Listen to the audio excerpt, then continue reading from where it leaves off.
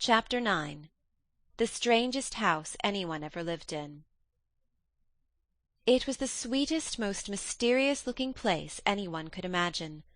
The high walls which shut it in were covered with the leafless stems of climbing roses, which were so thick that they were matted together. Mary Lennox knew they were roses, because she had seen a great many roses in India. All the ground was covered with grass of a wintry brown, and out of it grew clumps of bushes which were surely rose-bushes if they were alive.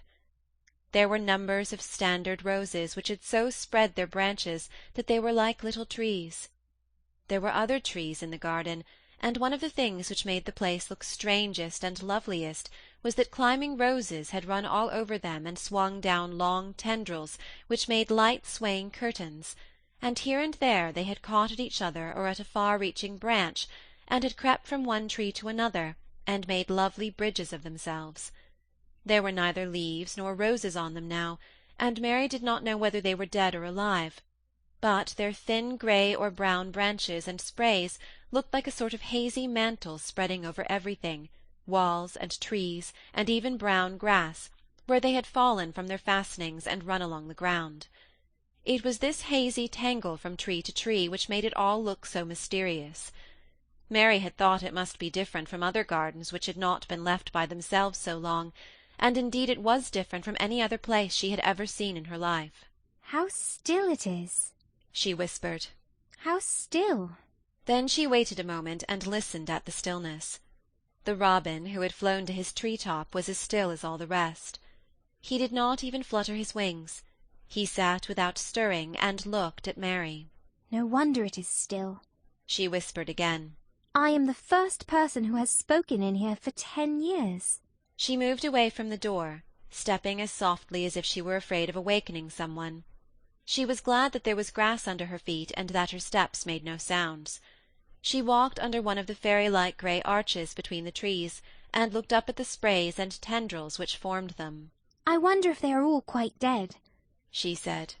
"Is it all a quite dead garden? I wish it wasn't." If she had been Ben Weatherstaff she could have told whether the wood was alive by looking at it, but she could only see that there were only grey or brown sprays and branches, and none showed any signs of even a tiny leaf-bud anywhere. But she was inside the wonderful garden, and she could come through the door under the ivy any time, and she felt as if she had found a world all her own. The sun was shining inside the 4 walls, and the high arch of blue sky over this particular piece of Misselthwaite seemed even more brilliant and soft than it was over the moor. The robin flew down from his tree-top, and hopped about or flew after her from one bush to another. He chirped a good deal and had a very busy air, as if he were showing her things. Everything was strange and silent, and she seemed to be hundreds of miles away from anyone. But somehow she did not feel lonely at all.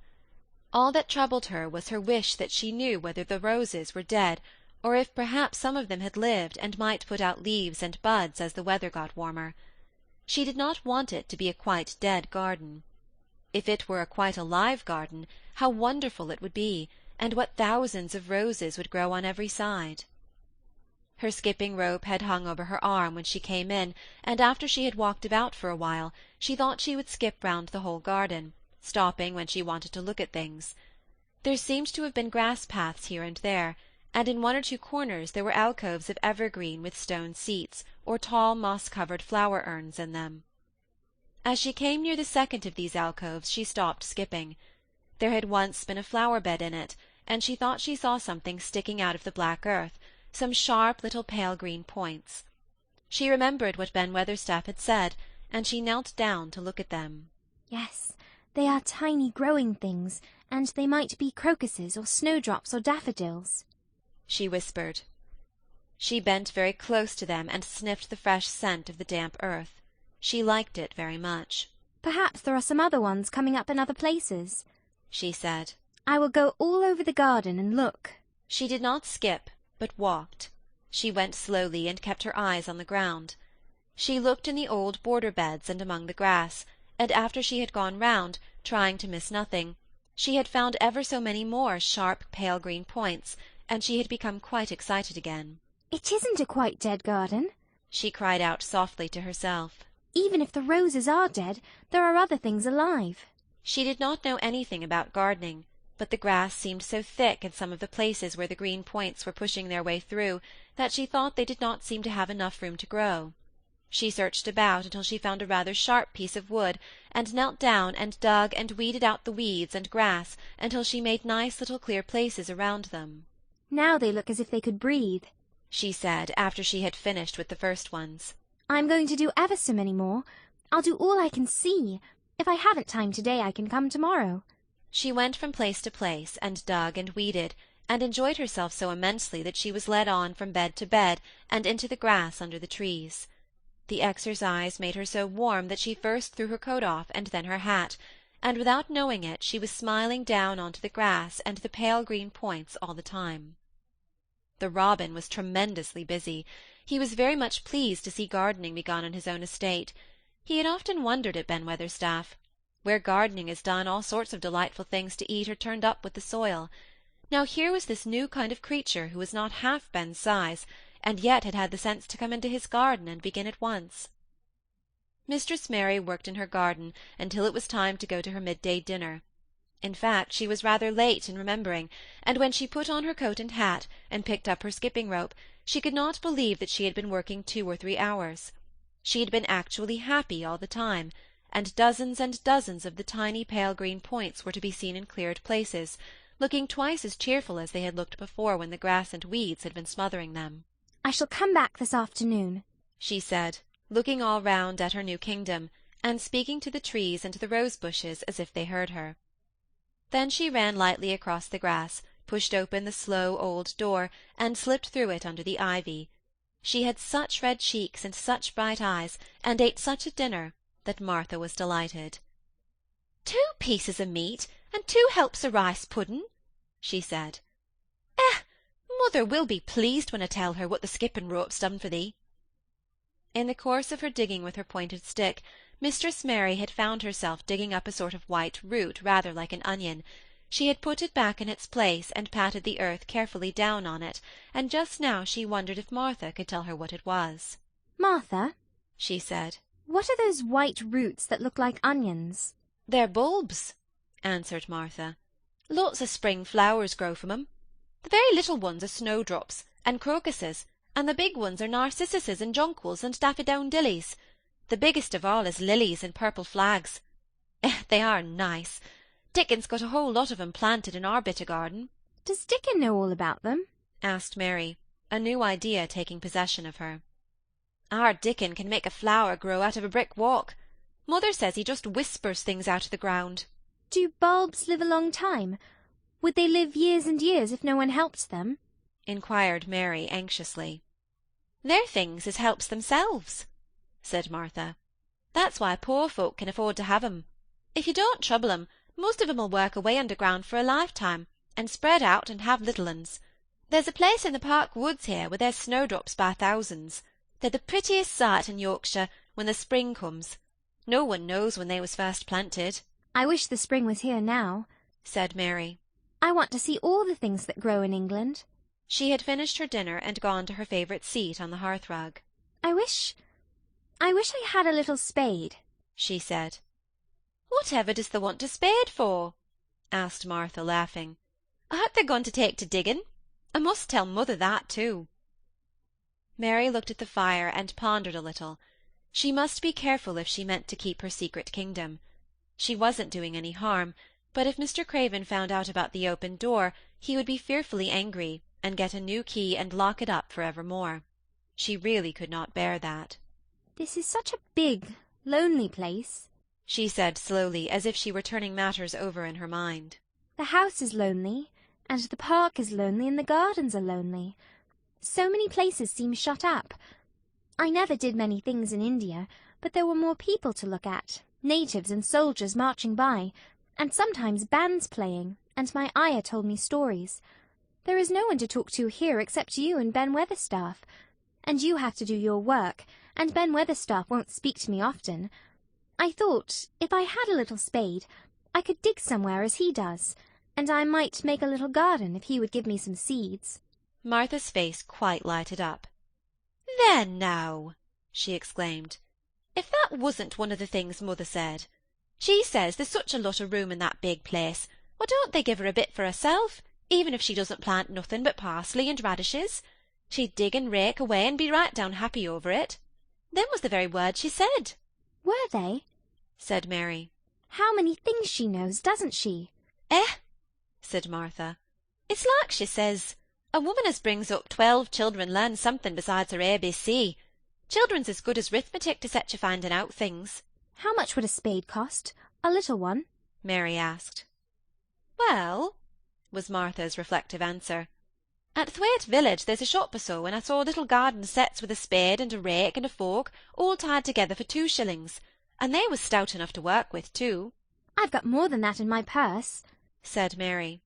Mrs. Morrison gave me 5 shillings, and Mrs. Medlock gave me some money from Mr. Craven. Did he remember thee that much? Exclaimed Martha. Mrs. Medlock said I was to have 1 shilling a week to spend. She gives me one every Saturday. I didn't know what to spend it on. My word, that's riches, said Martha. They can buy anything in the world they wants. The rent of our cottage is only 1 and 3pence, and it's like pulling our teeth to get it. Now I've just thought of something, putting her hands on her hips. What? Said Mary eagerly. In the shop at Thwaite they sell packages of flower seeds for 1 penny each, and our Dickon he knows which is the prettiest ones, and how to make 'em grow. He walks over to Thwaite many a day for the fun of it. Does thee know how to print letters? Suddenly. I know how to write, Mary answered. Martha shook her head. Our Dickon can only read printin'. If thou could print, we could write a letter to him, and ask him to go and buy the garden tools and the seeds at the same time. Oh, you're a good girl, Mary cried. You are, really.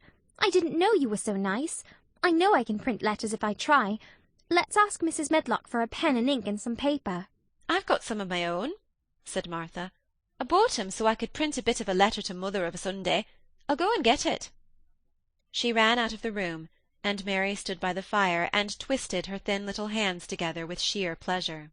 If I have a spade, she whispered, I can make the earth nice and soft and dig up weeds.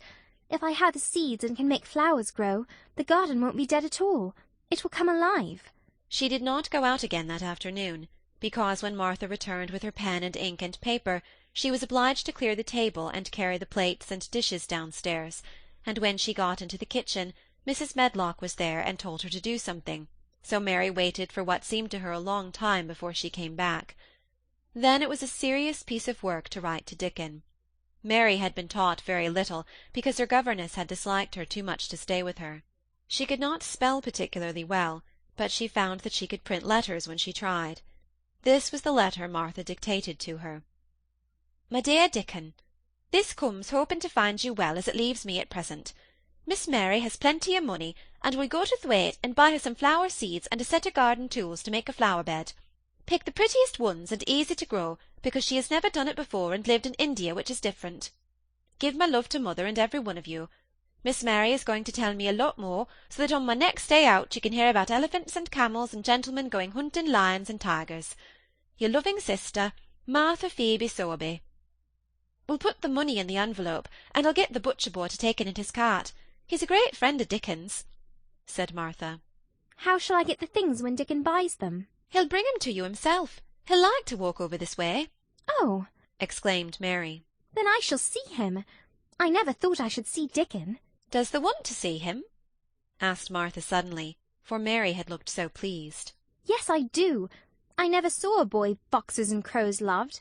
I want to see him very much. Martha gave a little start, as if she remembered something. Now to think, she broke out. To think of me forgetting that there. And I thought I was going to tell you first thing this morning. I asked mother, and she said she'd ask Mrs. Medlock her own self. Do you mean? Mary began. What I said Tuesday.